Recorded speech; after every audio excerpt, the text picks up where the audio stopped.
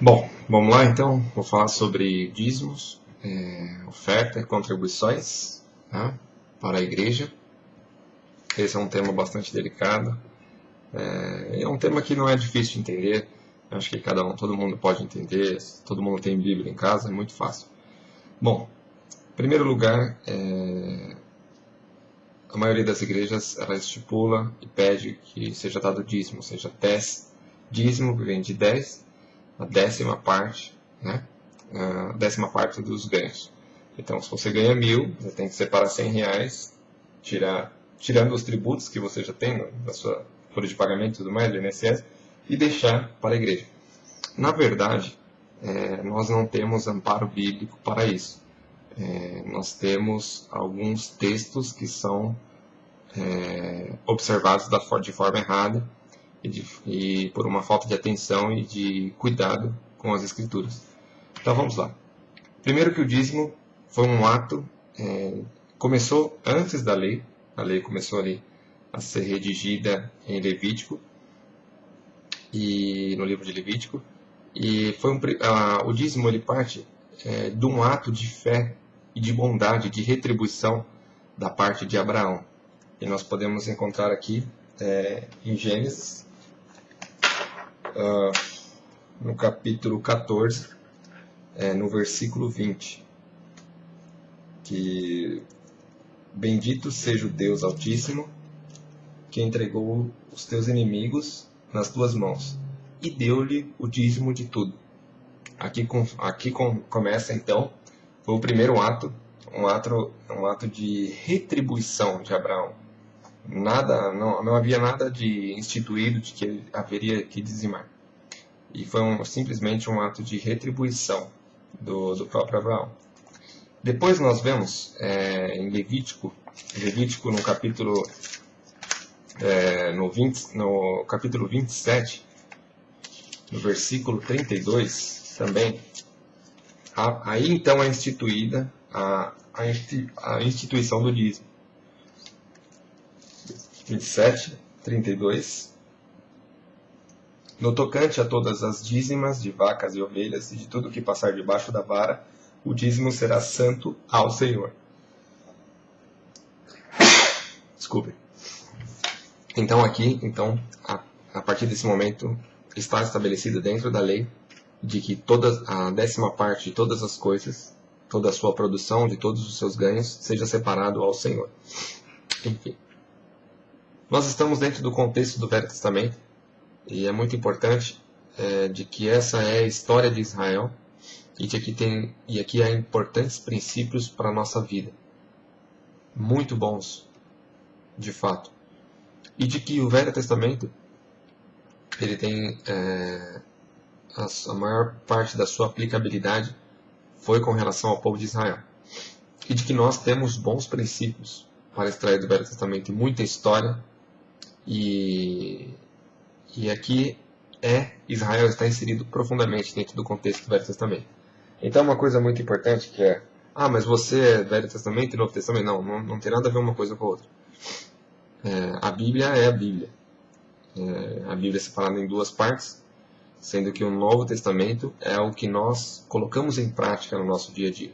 Nós não vivemos segundo a lei dada de Deus para Moisés. Nós não vivemos segundo a lei Levítico, porque senão seria olho por olho, dente por dente. Você imagina que coisa terrível que seria. Mas nós vivemos segundo o exemplo de Cristo, segundo as doutrinas de Paulo para a igreja e tudo mais. Enfim, o Novo Testamento. E que no Velho Testamento também contém importantes profecias a respeito das coisas futuras, que vão ser reveladas através de Daniel, Ezequiel, enfim, Isaías. E um texto que é usado bastante é o texto de Malaquias. O texto de Malaquias que é usado para aterrorizar, fazer até terror com alguns irmãos. E que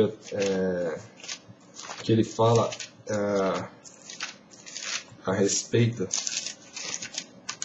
Vamos lá então, Malaquias 3:10. Ele diz: trazei todos os dízimos à casa do tesouro, para que haja mantimento na minha casa, e depois fazei prova de mim, diz o Senhor dos Exércitos. Se não, vos abrir as janelas do céu e não derramar sobre vós uma bênção tal, que ela vos advenha uma maior abstância. E por causa de vós repreenderei o devorador, para que não vos consuma frutos da terra, vide no campo, e não vos será estéril, diz o Senhor dos Exércitos. E todas as nações vos chamarão bem-aventurados, porque vós sereis uma terra deleitosa, diz o Senhor dos Exércitos. Amém. Realmente, Israel é uma terra deleitosa. É uma terra que mana leite e mel mesmo. É uma terra deserta, seca, mas que eles conseguem fazer que aquilo plante. Eles têm uma tecnologia, uma das melhores do mundo, e que ali a terra deles, aos nossos olhos, você não dá nada, mas eles conseguem fazer com que aquela terra realmente mane leite e mel. É o seguinte. Então, já que nós entendemos que esse texto não pode ser aplicado para nós, apesar de muitos aplicarem e fazer terrorismo, dizendo que se você não dá, o devorador vai roubar a sua casa, porque isso é uma tremenda de uma mentira, e quem faz isso tem que prestar bastante atenção e parar com esse terrorismo que fazem em cima de alguns irmãos. E outros irmãos que na verdade tem mais coerência, que entendem um pouco mais, entendem que o texto de Mateus 23, onde Jesus repreende os fariseus, os doutores, ali Jesus está indicando de que nós devemos dizimar, porque Jesus repreendeu eles dizendo que eles faziam bem em dizimar. Vamos entender então, vamos ler juntos. Ai de vós, escribas e fariseus, hipócritas, porque dais o dízimo da hortelã, do endro e do cominho, e desprezais o mais importante da lei, o juízo, a misericórdia, a fé. Deveis, porém, fazer essas coisas, e não omitir aquelas. Jesus está indicando que o dízimo faz parte da lei. Por quê? Vamos ler de novo. Porque dais o dízimo da hortelã, do endro e do cominho. Desprezai o mais importante da lei, o juízo, a misericórdia e a fé. Ou seja, eles cumpriam a lei até certo ponto, mas as outras obrigações eles não cumpriam. Jesus está indicando então que o dízimo está inserido dentro da lei. Não como alguns tentam afirmar que o dízimo é antes da lei. Não, aquele ato de fé de Abraão como recompensa, como eu posso dizer, como gratidão, foi antes da lei. E aquele ato foi tão louvável que ele foi aplicado na lei. No último capítulo do livro de Levítico está aplicado, no versículo 32, de que eles deviam dar o dízimo de tudo que fosse recolhido no campo para o Senhor. Outro texto também, que é bastante falado, que devemos usar como base para o dízimo, é o texto de Hebreus, capítulo 7. Vamos dar uma olhada juntos. Hebreus, capítulo 7. 7? 7. E que é 7:10, se eu não me engano. É isso, né? Não, 9. E para... Aqui, 8, 7 e 8. E aqui certamente tomam dízimo os homens que morrem ali. Ali, porém, aquele que se testifica que vive. Para, assim dizer, por meio de Abraão até Levi, que recebe dízimos, pagou dízimos, porque ainda ele estava nos lombos do seu pai, quando Melquisedeque lhe deu ao seu encontro.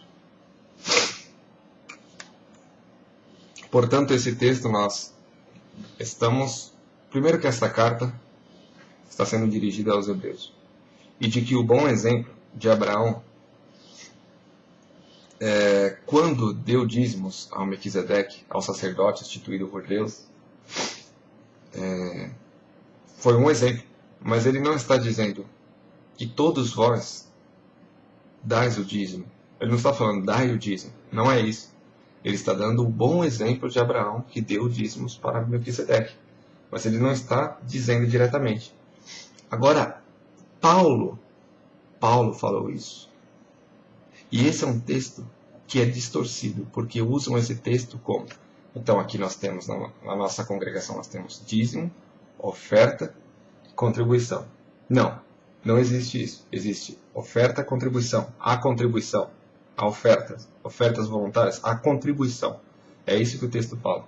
Em 1 Coríntios, capítulo 16, a gente pode encontrar aqui no versículo 2, quando foi feita a coleta para os judeus, para os crentes em Jerusalém, diz 16:2, 1 Coríntios 16:2, no primeiro dia da semana, cada um de vós ponha de parte o que puder ajuntar, conforme a sua prosperidade, para que não se façam as coletas quando eu chegar. Paulo então está dando uma ideia de proporção.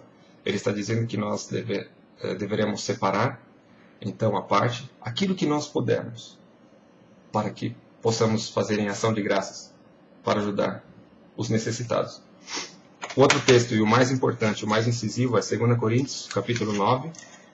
Esse é o texto que é a chave para as contribuições. Dízimo não, mas contribuições. Aliás, se você quiser dar 10% do que você ganha, faça. Se você quer dar 15%, faça. Se você quer dar 100%, faça. Mas desde que se faça com alegria. Essa é a ideia. Paulo diz aqui, e digo isto, o que semeia pouco, também se fará. Pouco também se fará.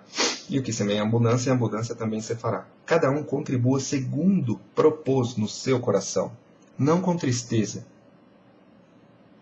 ou por necessidade, porque Deus ama o que dá com alegria. Que Deus é poderoso para tornar abundante em vós toda graça, a fim de que, tendo sempre em tudo toda a suficiência, superabundez e toda boa obra. Portanto, essa é a ideia do dízimo, da contribuição. A igreja, ela precisa de contribuição. Ela precisa para ser mantida, para pagar as contas, para ajudar os mais necessitados, para custear as custas dos missionários que estão aí no estrangeiro, sofrendo perseguições, para pagar aqueles pastores que realmente se dedicam exclusivamente às pessoas, às almas, e que não ficam falando besteira em cima dos púlpitos. E realmente, eu espero ter dado a minha contribuição. Quero deixar um abraço a todos vocês e que Deus os possa abençoar em nome do Senhor Jesus Cristo.